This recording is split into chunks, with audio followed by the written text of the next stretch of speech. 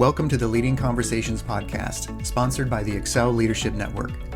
On each episode, JD Pairing will have conversations with church planting pastors and leaders from around the country. You can learn more about how to connect with Excel at the end of this podcast. Let's join JD now and listen in on this leading conversation. Welcome to another podcast with Excel Leadership Network. This is the Leading Conversations podcast, and today we are very excited to have with us Josh Huseby. Is that right? Huseby. Yep. Tell me, Josh, what kind of name that is? It's a Norwegian name. We're my ancestors came over, I guess, from Norway to Minnesota, then to North Dakota, and settled there and started farming and doing all the stuff. So yeah. And you are planting a church in Bismarck, North Dakota? Bismarck, North Dakota. Yep, capital of North Dakota. And we started back in 2020, right in the middle of COVID. So it was a good time. Hey, sell us on North Dakota and or Bismarck. What does it have to offer? North Dakota is a great place to come, especially in the summertime. If you're going to visit, I'd recommend coming between July and August, and the rest of the year. No, we get 4 seasons, but our winters are a little bit brutal. I gotta say that in the middle of the winters, we usually ask ourselves, my wife and I, why do we live here? And we question that, but then we usually take a trip somewhere warm. But it's a great place to raise a family. Just some great people here, and we've lived here a good chunk of our lives, and so we've grown to love it, even in spite of some of the weather challenges. So other than the weather, it's great, huh? Yeah, pretty much, I would say. And Bismarck's right kind of smack in the middle of the state, or the capital city, and right on the river, Missouri River. So beautiful city, clean city. And I think it's the best in North Dakota. So that's my opinion. I'm a little bit biased, but we like it here. So. Well, great. Well, hey, thanks for being with us. Tell us your story. How did you come to Christ? So I came to faith at a young age. I was probably around 6 or 7 years old, and my parents, brought us to church, every Sunday, and so we grew up in the church, grew up knowing about Jesus, and I just remember praying with my dad. I said, I understand eternity, and like I need Jesus, and so he led me in prayer, my brother and I, that night.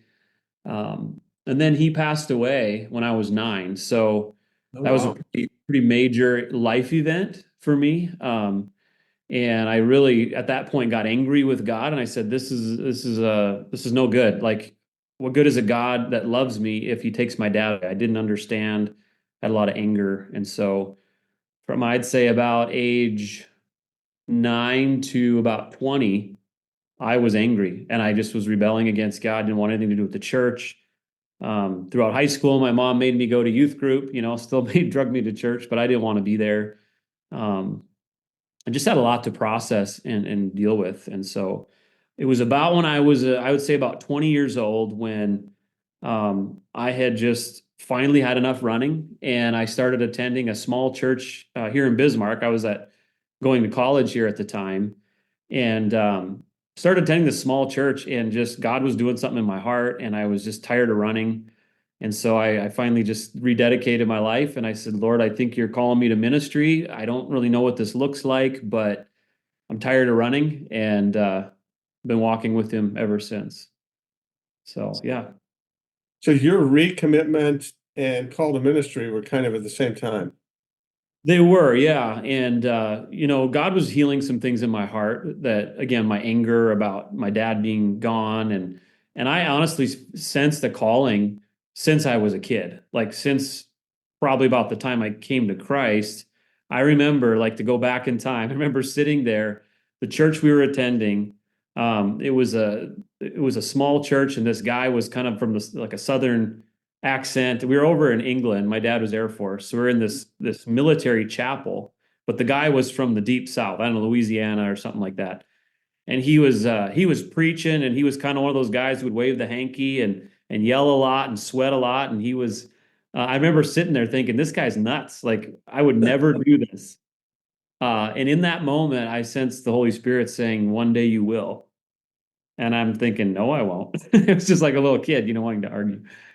And fast forward, now here I am, preaching and leading a church. And so God obviously knew what he was doing. But yeah, that coming back to kind of return home to my relationship with God, that recommitment was also a decision to say, I'm going to pursue ministry and pursue whatever God has for my life. Because I had tried going off on my own, doing my own thing, and it just wasn't working. I was miserable. And yeah. I need to ask, do you preach with a handkerchief and sweat and have a Southern accent when you're on stage?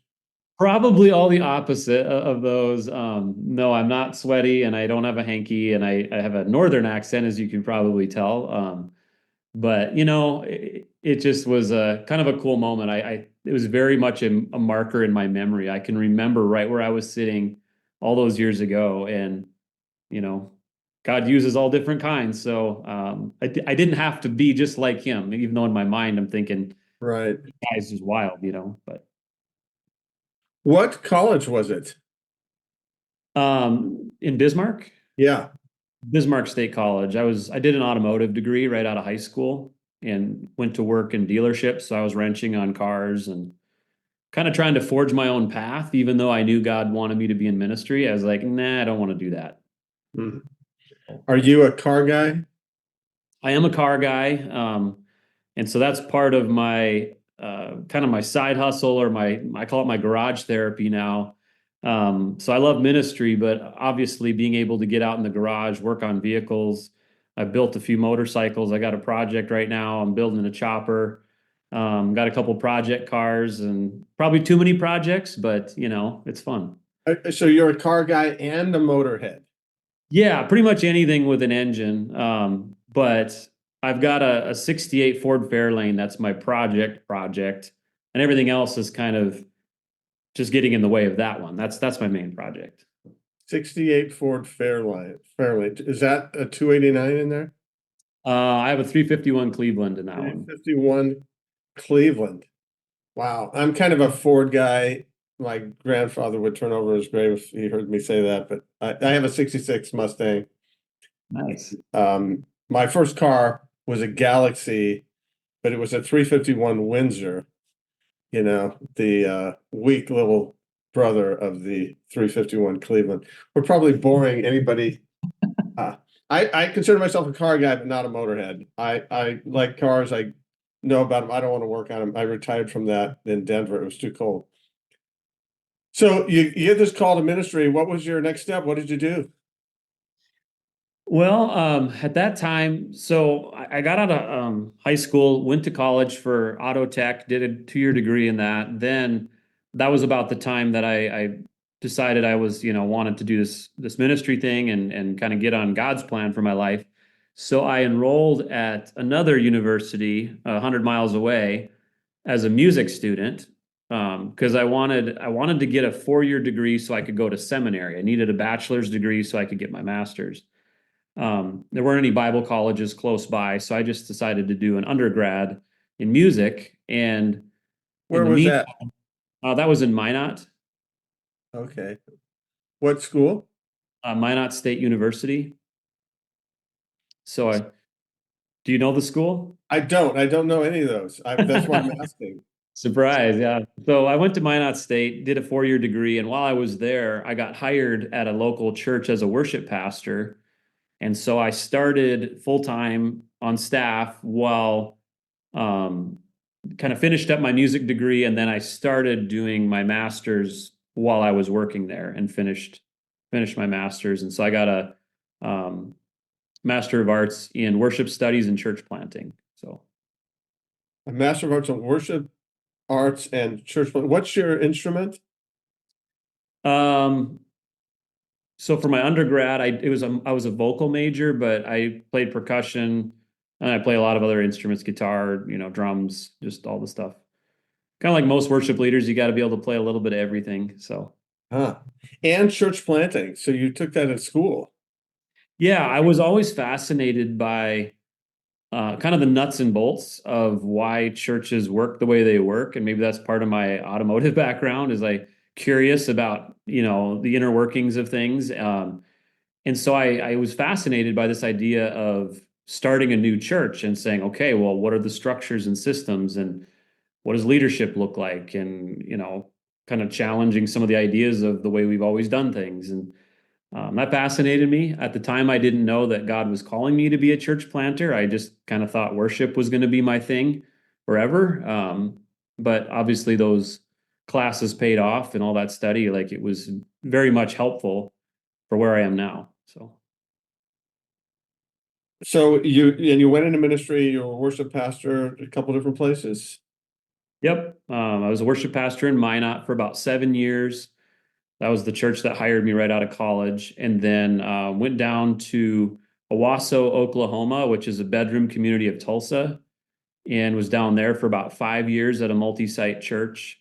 Yeah, and then ended up coming back to North Dakota to be closer to family. And that's about the time we got the call to plant, and the time that I met you, and I went out to the Discovery Center. So Yeah, how did the call to plant occur? well, that was a little bit more gradual. I feel like my call to ministry, I very much knew clearly God was calling me to be in ministry. The call to plant specifically, um, we were at a kind of a crossroads where it was like, all right, either God's moving us on to another worship ministry or to church planting. And honestly, like, I had a lot of doubt. I'm like, I don't know if I'm a church planter. I don't know if I have the chops to do that, or the skill set, and just kind of had in my mind that church planners were a certain kind of human that maybe I wasn't. And so we ended up coming out to, I forget what church, if it was Mariners, it was somewhere. It was at Mariners. I'll never forget, because I think it was January. We usually do those around Martin Luther King weekend, and it was like 70 degrees and sunny in SoCal. And there were a couple of you clients from North and South Dakota, and you were just amazed that the sun happens in January, and that campus is just so beautiful. It was like being in heaven for a couple of days. It was, and you got to realize that we lose the sun for a few months. So when we saw it, it was a rare sighting in January to feel warmth. But it was a beautiful, beautiful time out there. And yeah, so we went out to Mariners, and met up with you guys and went through that process, the Discovery Center. And really, for my wife and I, we were just exploring, like, what is God up to? We feel something kind of going on in our hearts, and there's some conversations happening within our denomination about church planning. But are we specifically called? And we didn't really know. So we went into that process kind of open-handed to just say, let's see what these leaders, obviously these are people who know church planning, who've planted a lot of churches and done a lot of ministry. Let's just entrust the Holy Spirit to speak through them to us. And so we went into that just very much kind of ready, I guess, for either a green light or a red light or a yellow light, and not really knowing what it was going to be. And at the end of that, we ended up getting a yellow light saying, we feel like you guys could be church planters, that we believe in you, but you also have to decide if this is really what God's calling you to do. So it's kind of like, all right, we're going to still, we still need to really seek the Lord on this. And so that's what we did. And we took some steps. We moved from Minot to Bismarck, to where our sending church, so we planted in Bismarck, and our sending church is also in the same town. And they were wanting to plant, and we were looking for a church to kind of partner with. So we ended up just joining up and just saying, hey, let's take some steps. Let's take some time and pray and just discern. And so it's kind of a gradual, I guess, revealing of God's will. And that was also about the time of COVID. We moved just here right before COVID. And so a lot of time to just take things slow. And now I don't have any doubt that God called us to be here and that he was guiding us all along the way. It was just more of a slow, gradual sense of discerning his call, I guess. So COVID actually happened in North Dakota. It did for about a month. No, that was one of the times I was really glad to be in North Dakota because there's so few people here that everyone's already socially distant without even really trying, a lot of rural, farms and people just spread out. But no, it did happen here. We ended up, having restrictions, but I don't think it was near as restrictive as other parts of the country. So it was very nice to kind of have that minimized. But yeah, we planted right in April of 2020.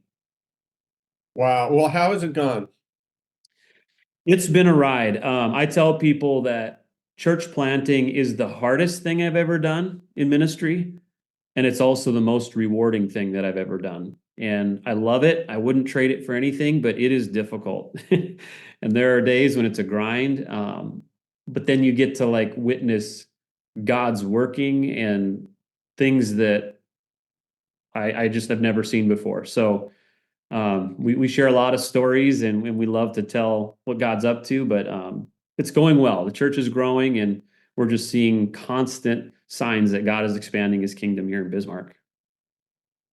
Can you tell us one of those stories? Let's see.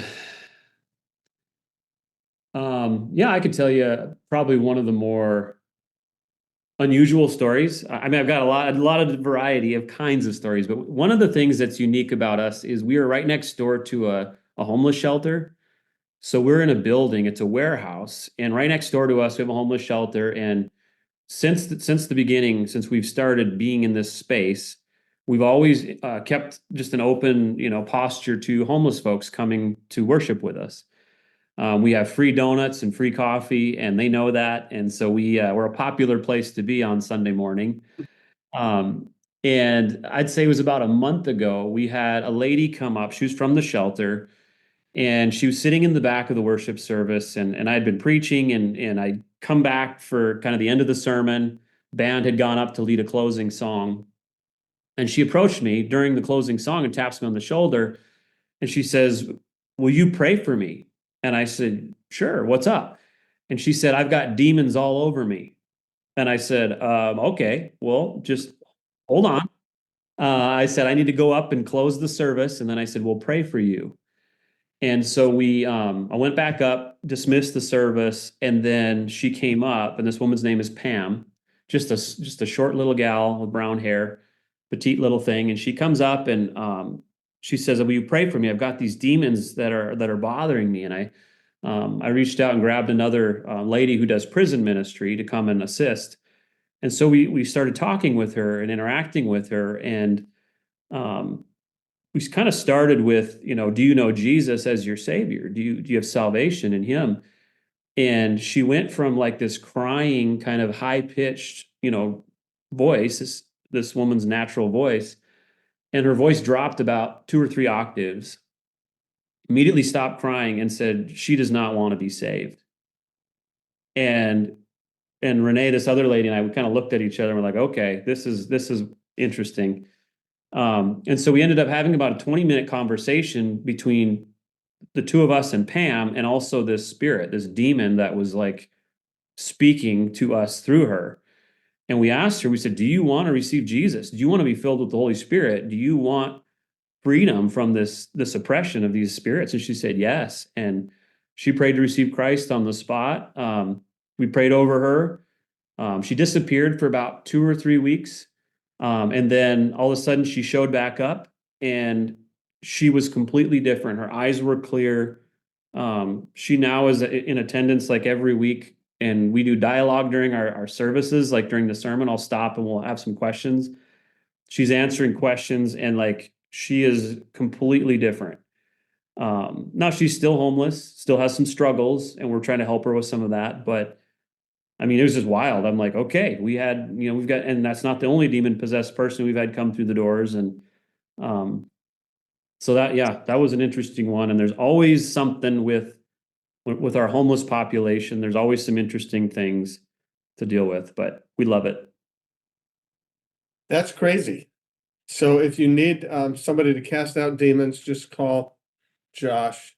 I don't know if I'm a specialist in that, but it's just a reminder that, he who is in you is greater than he who is in the world. And we don't have to be afraid, even though we're not maybe, super experienced in that area, that we have the Holy Spirit and he's greater. So Thank you for sharing that. That's a crazy, crazy story. I can't imagine being homeless in North Dakota. It's got to be freezing.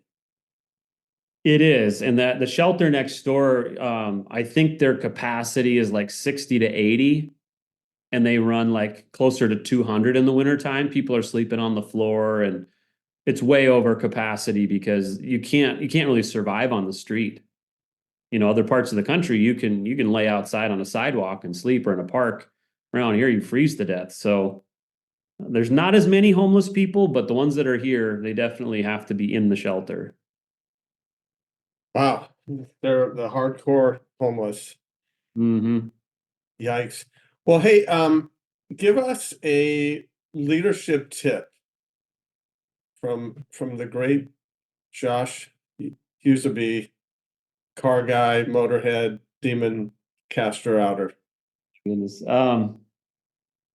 There's probably a lot of things that would be good leadership tips or principles. I think the one that came to mind first when you asked me that was get a coach, have a coach. So all throughout my ministry years, whether I was a worship pastor or a church planter, whatever roles I've been in, I've always had a coach. And there have been a few seasons where I've gone like 6 months without it, and I can feel like the edge start to dull. And so I currently have two coaches in my life, and they're very different purposes. One is helping me with strategic kind of goal setting. What's the next thing we need to push for as a church, and that's been super helpful. And then the other coach that I have is more of a soul care type of coach. And so we talk about processing the internals of what's going on in my heart. What am I dealing with emotionally as a pastor and just as a person?